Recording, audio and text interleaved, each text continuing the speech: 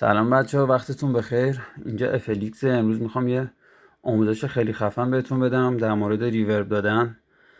اکثر پرودیوسرهای خفن از این ریورب استفاده میکنن، یعنی از این روش واسه ریورب دادن استفاده میکنن. خب واسه این کار اول وکالمون رو میاریم داخل پروژه. من از قبل آوردم، یه بار گوش بدیم.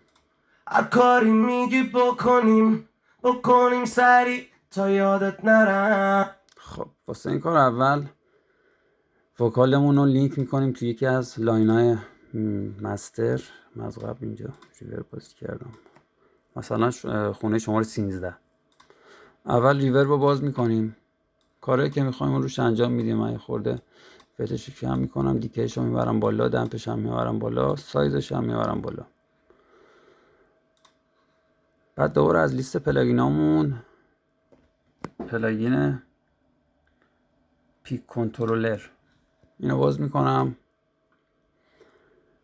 قسمت مهمش اینجاست. اینجا روی وت کلیک میکنم که سلکت شه. بعد از این قسمت کلیک راست میکنم، از گزینه لینک تو کنترلر این قسمت رو لینک میکنم به پیک. این قسمت رو میذارم روی اینورتد که حالت سینوسی بگیره.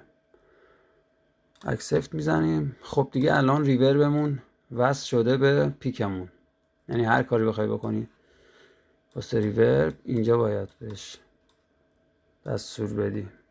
خب من یه خورده اینجا ولومش رو میبرم بالا، یه خورده تنشنش رو میبرم بالا، دیکش هم میبرم بالا، بیسش هم میبرم بالا. خب حالا یه بار گوش بدین.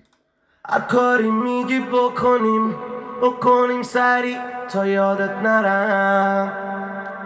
ببینید تو این ریورب قسمت هایی که خالیه فقط ریورب دار میشه، یعنی موقعی که خواننده داره میخونه خیلی مقدارش کم، حالا میتونی تغییرش بدی، کمش کنی، زیادش کنی. باعث میشه که پروژت تمیزتر شه، وکالت شفافتر شه. هر کاری میگی بکنیم سری تا یادت نرم.